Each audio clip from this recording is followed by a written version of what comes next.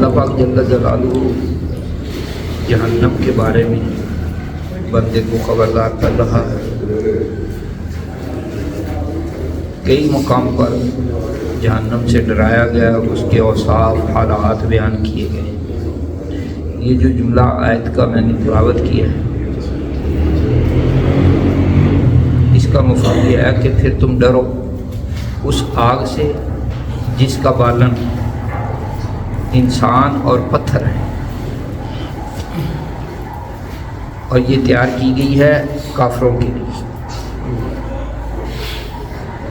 اس کا مطلب یہ ہے کہ انسان جلیں گے، آگ زیادہ ہوگی، اور پتھر بھی جلیں گے۔ بندہ سوچے گا کہ پتھروں کا وہاں کیا کام ہے، گناہ تو انسانوں نے کیے یا جنوں نے کیے، تو پتھر کیوں جلیں گے؟ انسان اس لیے جلیں گے کہ انہوں نے کام پٹھے کیے تھے، پتھر اس لیے جلیں گے کہ وہ انسانوں کے عذاب میں اور اضافہ کریں، کیونکہ جو مشرک قسم کے لوگ ہیں انہوں نے پتھروں کو پوجا نا، تو یہ پتھر ہی ان کے لیے سزا بن جائیں گے۔ پھر یہ عقیدے کے طور پر یاد بات رکھنے والی ہے کہ جہنم تیار ہے، جنت بھی تیار ہے، ہزاروں سال بیت چکے ہیں، کوئی اگر اس کو نہ مانے تو کافر ہے۔ جنت بھی موجود ہے، جہنم بھی موجود ہے، اور اس کے بارے میں معلومات اگر کرنی ہو تو بہار شریعت کا پہلا جز، اس میں کافی معلومات لکھی ہوئی ہیں اور مختصر لکھی ہوئی ہیں، اور ان میں سے جتنی میں سنا سکا تھوڑے سے وقت میں وہ میں آپ کو سناتا ہوں۔ دوزخ اس کو پنجابی اردو میں کہتے ہیں، جہنم کو۔ النار بھی اس کا نام ہے، سقر بھی اس کا نام ہے، اور بھی کئی نام ہیں اس کے۔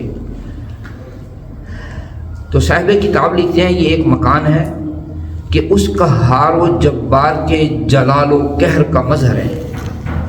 جس طرح اس کی رحمت و نعمت کی انتہا نہیں کہ انسانی خیالات و تصورات جہاں تک پہنچیں وہ تو کچھ بھی نہیں، اور اس کی رحمت و نعمت جو ہے اس سے بڑھ کر ہے، اس کی بے شمار نعمتوں سے، اور اسی طرح اس کے غضب و قہر کی کوئی حد نہیں کہ ہر وہ تکلیف اور اذیت کہ جس کا ادراک کیا جا سکے، یعنی جس کو جانا سمجھا اور محسوس کیا جا سکے، ایک ادنا حصہ ہے اس کے بے انتہا عذاب کا جو وہ عذاب دے گا۔ قرآن مجید اور احادیث میں جو اس کی سختیاں مذکور ہیں ان میں سے کچھ اجمالاً بیان کرتا ہوں کہ مسلمان دیکھیں اور اس سے پناہ مانگیں اور ان اعمال سے بچیں جن کی جزا جہنم ہے۔ حدیث میں ہے کہ جو بندہ جہنم سے پناہ مانگتا ہے، جہنم کہتا ہے اے رب یہ مجھ سے پناہ مانگ رہا ہے، تو اس کو پناہ دے دے۔ قرآن مجید میں بکثرت ارشاد ہوا کہ جہنم سے بچو، دوزخ سے ڈرو۔ ہمارے آقا صلی اللہ تعالی علیہ وسلم ہم کو سکھانے کے لیے کثرت کے ساتھ اس سے پناہ مانگا کرتے تھے۔ جہنم کے شرارے جو آگ کے شعلے ہو، اور کبھی آگ سے شعلہ الگ بھی ہو جاتا ہے، اس کو شرارہ بولتے ہیں، اونچے اونچے محلوں کی برابر اڑیں گے، گویا زرد اونٹوں کی قطار کے پہم آتے رہیں گے۔ یعنی جس طرح اونٹ مسلسل آتے ہیں، اس طرح وہ شعلے جو ہیں وہ نکل نکل کر آتے رہیں گے۔ آدمی اور پتھر اس کا ایندھن ہے۔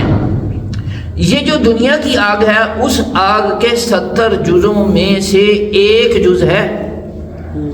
حضور علیہ الصلوۃ والسلام نے جب یہ بیان فرمایا نا تو صحابی کہنے لگی یا رسول اللہ پھر تو یہی کافی تھی، یعنی وہ اتنی زبردست آگ یہ نہیں برداشت ہوتی تو وہ کہاں برداشت کریں گے، تو سزا کے لیے تو میں سمجھتا ہوں کہ یہی کافی تھی۔ جس کو سب سے کم درجہ کا عذاب ہوگا اسے آگ کی جوتیاں پہنا دی جائیں گی، جس سے اس کا دماغ ایسا کھولے گا جیسے تانبے کی دیگچی ہو، اور اس میں کچھ پکنے کے لیے دھری ہوئی ہو اور وہ کھول رہی ہو، وہ سمجھے گا کہ سب سے زیادہ عذاب اسی پر ہو رہا ہے، حالانکہ اس پر سب سے ہلکا ہوگا۔ سب سے ہلکے درجہ کا جس پر عذاب ہوگا اس سے اللہ عز و جل پوچھے گا کہ اگر ساری زمین تیری ہو جائے تو تو کیا اس عذاب سے بچنے کے لیے سب فدیہ میں دے دے گا؟ عرض کرے گا ہاں۔ اللہ تعالیٰ فرمائے گا کہ جب تو پشت آدم میں تھا تو ہم نے اس سے بہت آسان چیز کا حکم دیا تھا کہ کفر نہ کرنا، مگر تو نے نہ مانا۔ جہنم کی آگ 1000 برس تک دھنکائی جائے گی، یہاں تک کہ سرخ ہو جائے گی، پھر دھنکائی گئی اور یہاں تک کہ وہ 1000 برس تک، یہاں تک کہ سفید ہو گئی، پھر اور 1000 برس تک اس کو اسی طرح بھڑکایا گیا یہاں تک کہ وہ سیاہ ہو گئی۔ تو اب وہ نیری سیاہ ہے اور وہاں پر اندھیرا ہے جہنم۔ اللہ کی پناہ،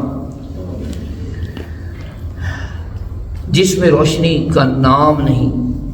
جبرائیل علیہ السلام نے نبی صلی اللہ علیہ وسلم سے قسم کھا کر عرض کی کہ اگر جہنم سے سوئی کے ناکے کے برابر کھول دیا جائے تو تمام زمین والے سب کے سب اس کی گرمی سے مر جائیں، اور قسم کھا کر کہا کہ اگر جہنم کا کوئی داروغہ اہل دنیا پر ظاہر ہو تو زمین کے رہنے والے کل کے کل اس کی ہیبت سے مر جائیں، اور بقسم بیان کیا کہ اگر جہنمیوں کی زنجیر کی ایک کڑی، ایک چھلا جو ہوتا ہے، دنیا کے پہاڑوں پر رکھ دی جائے تو کانپنے لگیں اور انہیں قرار نہ ہو، یہاں تک کہ نیچے کی زمین تک دھنس جائیں۔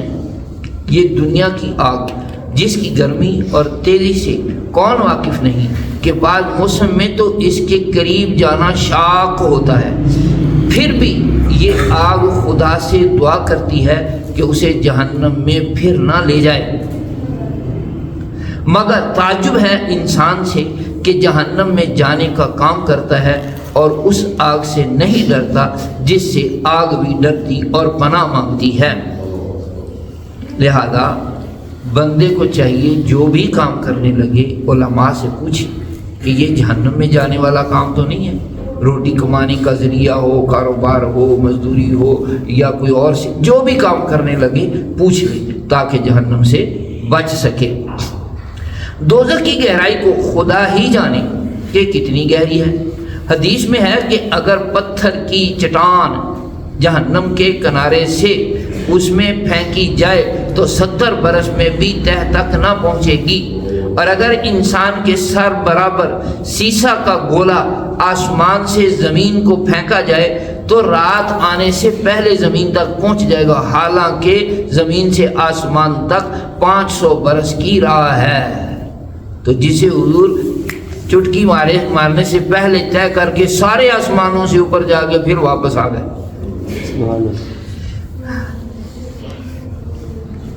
پھر اس میں مختلف طبقات و وادیاں ہیں اور کنویں ہیں۔ بعض وادی ایسی ہیں کہ جہنم بھی ہر روز 70 مرتبہ یا زیادہ ان سے پناہ مانگتا ہے۔ یہ خود اس مکان کی حالت ہے، یعنی جہنم کی۔ اگر اس میں اور کچھ عذاب نہ ہوتا تو یہی کیا کم تھا کہ جہنم سے پناہ مانگ رہی ہے آگ ایک دوسرے سے، مگر کفار کی سرزنش کے لیے اور طرح طرح کے عذاب مہیا کیے۔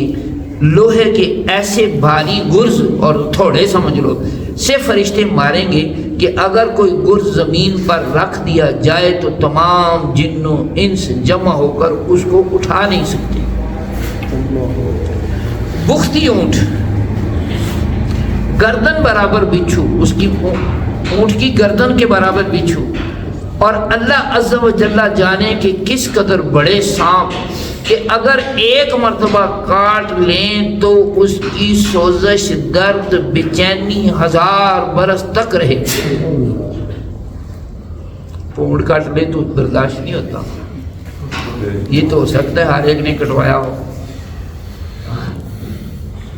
تو سوچیں ذرا کہ جب سانپ کاٹے گا، اور سانپ کا بھی حال کیا ہے، حدیث پاک میں ہے کہ چھوٹا سانپ ہوتا ہے نا، جتنا چھوٹا ہوتا ہے اتنا زہریلا ہوتا ہے، وجود میں، یعنی اپنی تخلیق کے اعتبار سے بڑا ہو کر بھی جو چھوٹا ہوتا ہے نا، وہ بڑا تیز بھی بھاگتا ہے اور کاٹنے میں بھی تیز ہوتا ہے، اور ڈانگ اس کا زہر بڑا تیز ہوتا ہے، بہت زہریلا ہوتا ہے۔ اور ایسے ایسے سانپ بھی ہیں کہ کاٹ دیں نا بندے کو، بس کہ کانٹے نہیں پھونک ہی مار دیں تو بندہ یوں پگھلتا ہے جیسے آگ کے سامنے گھی کا ڈیلا رکھا ہوا پگھلے۔